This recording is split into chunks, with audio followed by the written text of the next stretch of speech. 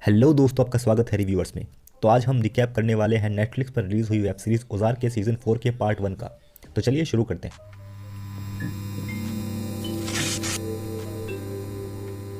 Season 4 start होता है। Bird family अपनी कार में कहीं जा रहे हैं और वो मेजोरी बेल, एफबीआई और शिफ्टिंग की बातें कर रहे हैं। तभी मार्टी का ध्यान सड़क से हट जाता है और उनका एक्सीडेंट हो जाता है।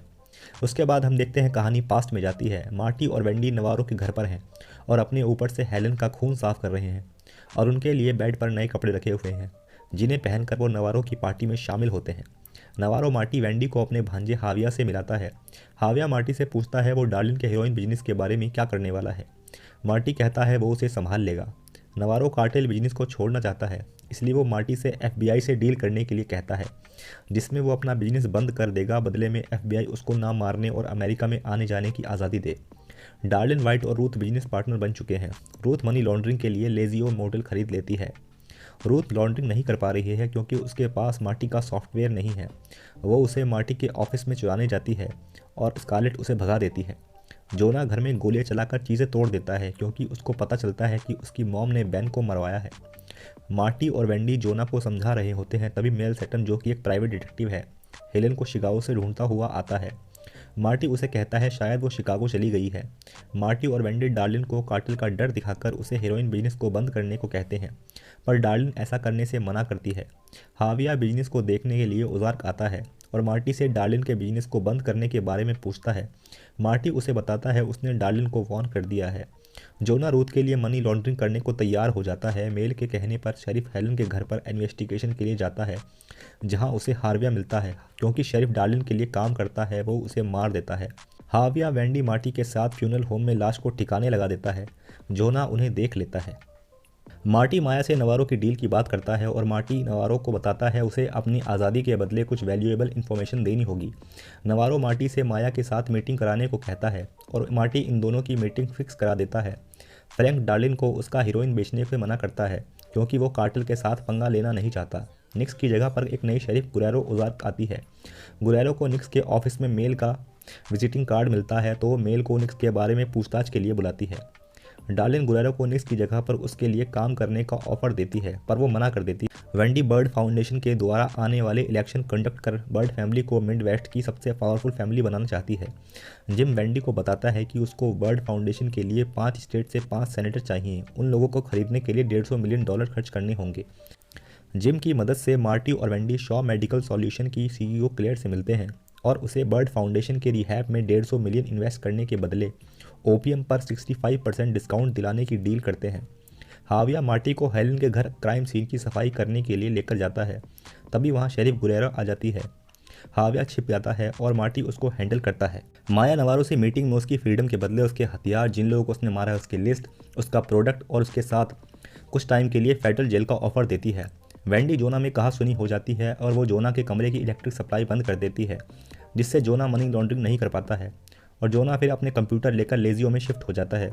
रूथ डार्लिन का माल बेचने के लिए स्टोन से डील करती है। मार्टी, शार्लेट और वेंडी शिकागो जाते हैं। शार्लेट एलन को बताती है उसकी मॉम अब नहीं रही और उसने कुछ उल्टा सीधा करने की कोशिश की तो उसकी फैमिली खतरे में आ सकती है। मार्टी हाविया के साथ केरल को ओपीएम का सैंपल टेस्ट कराने जाता है। मार्टी नवारो से माया का भरोसा जीतने के लिए हावी के द्वारा भेजे जाने वाले शिपमेंट की इन्फॉर्मेशन देने को कहता है। नवारो फ़ोन कर माया को शिपमेंट की इन्फॉर्मेशन देता है और माया एफबीआई टीम के साथ हाविया की शिपमेंट को पकड़ लेती है। रूथ लेजियो के लिए सैम को मैनेजर बनने के लिए अच्छा पैसा ऑफर करती है। सैम, जो कि मेजोरी बेल में पैसे हारने का नाटक करता था, अब उसे गैम्बलिंग की लत लग चुकी है। वह रूथ के ऑफर को हाँ कर देता है। रूथ स्कॉट के साथ मेजोरी बेल जाती है, जहां स्कॉट ड्रग ओवरडोज से मरने वाला होता है और रूथ उसे बचा लेती है। मेल सेटन वेंडी के डैड से बेन के बारे में पूछताछ करने जाता है। शेरिफ गुरेरो रूथ से मेजोरी बेल में स्टोन के ओवरडोज की इन्वेस्टिगेशन करने आती है और फिर सीधे मार्टी और वेंडी से मिलने जाती है और ओवरडोज और रूथ के बारे में पूछती है। हाविया अपने वकील के साथ अपने आदमी से रेड के बारे में इन्फॉर्मेशन लेने जाता है, पर उसे कुछ पता नहीं होता है तो वकील से बॉडी कैमरे की फुटेज मांगता है, जिससे उसे पता लगता है माया रेड में शामिल थी और वो मार्टी को ओपीएम की शिपमेंट रोकने को कहता है जब तक वो इन्फॉर्मर को पकड़ नहीं लेता। मार्टी रूथ से मिलता है और क्लेयर के शिपमेंट के लिए उसे डार्लिन का हीरोइन खरीदने की डील करता है। शार्लेट एंट्रेंस पेपर के 4 टुकड़े कर क्लास से बाहर निकल आती है। रूथ क्लेयर को हीरोइन का सैंपल टेस्ट कराने आती है और डील फाइनल हो जाती है। डार्लिन फ्लैंक जूनियर से मिलती है और उसे अपना माल बेचने के लिए मना लेती है। मार्टी शार्लेट को कॉलेज जाने के लिए समझाता है। मेल फिर से बर्ड्स के घर आता है। उसे लगता है बेन हेलन को मारकर भाग गया है, जिसमें बर्ड्स फैमिली ने उसकी मदद की है, और वो वेंडी को बताता है वो उसके डैड से मिलने गया था। सेनेटर शेफर्ड वेंडी से उसके लिए FBI की हेल्प से एक इम्पोर्टेंट फाइल लाने को कहता है, वरना वो बोट्स में शामिल नहीं हो पाएगा। रूथ क्लेयर के शिपमेंट के लिए फार्म जाती है। उसे पता चलता है डार्लिन ने सारा माल फ्रैंक के हाथों 2 पार्टीज को बेच दिया है। रूथ मार्टी को बताती है। रूथ फ्रैंक से बात करती है और फिर मार्टी, रूथ और कॉर्नर ज़्यादा पैसे देकर माल वापस ले आते हैं। शार्लेट वाइट से डार्लिन के लगाए हुए बैन के पोस्टर हटवाने की रिक्वेस्ट करती है। वेंडी बैन की मिसिंग रिपोर्ट फाइल करती है और डार्लिन को पोस्टर लगाने को थैंक यू बोलती है। डार्लिन जोना को पोस्टर की बात उसकी फैमिली को बताने के लिए धमकाती है और उसकी लॉयल्टी के लिए शेरिफ निक्स के बारे में पूछती है। जोना बताता है उसने अपनी मॉम डैड को निक्स की बॉडी को फ्यूनरल होम ले जाते देखा था। मेल रूथ से हेलन और बेन के बारे में पूछता है। रूथ उसको कुछ भी बताने से मना कर देती है। डार्लिन वेंडी से निक्स के बारे में बात करने आती है। वेंडी उसको कड़वी बातें सुनाती है और डार्लिन को हार्ट अटैक आ जाता है। नवारो की दी हुई इन्फॉर्मेशन पर माया ट्रक पर रेड करने पहुंचती है, जिसमें एक्सप्लोजन लगा होता है, जिससे काफ़ी सारे FBI एजेंट इंजर्ड हो जाते हैं। मार्टी नवारो को इन्फॉर्म करता है। नवारो मार्टी को FBI से डील करने के लिए कहता है। मार्टी माया को समझाता है नवारो का उस एक्सप्लोजन से कोई लेना देना नहीं था। वाइट रूथ को डार्लिन के फार्म और उसके बिजनेस से दूर रहने के लिए कहता है, क्योंकि उसने बिना बताए मार्टी से डील की थी।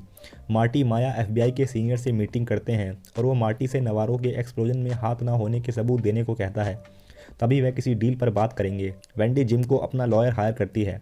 नवारो अपना सारा बिजनेस हार्विया को हैंडओवर कर देता है। मार्टी मेजोरी बेल जाता है और वहाँ उसे हार्विया मिलता है। वो उसे बताता है अब वो उसका बॉस है और मार्टी की फाइनेंस की इन्फॉर्मेशन मांगता है और मार्टी को मकाओ शिफ्ट करने की बात करता है। फ्रैंक सीनियर डार्लिन को उसके बेटे के साथ काम करने को लेकर धमकाने आता है। डार्लिन शॉटगन से उसे उड़ा देती है। मार्टी हाविया के एक्सप्लोजन वाले कन्फेशन को रिकॉर्ड कर माया को भेजता है, जिससे नवारो की FBI के साथ मीटिंग फिक्स हो जाती है। वेंडी लेजी हो जाती है। जोना की अकाउंट्स की इन्फॉर्मेशन लेकर उन पर रेड फ्लैग लगवा देती है, ताकि जोना को पुलिस अरेस्ट कर ले और वो उसको बचाकर घर वापस ला सके।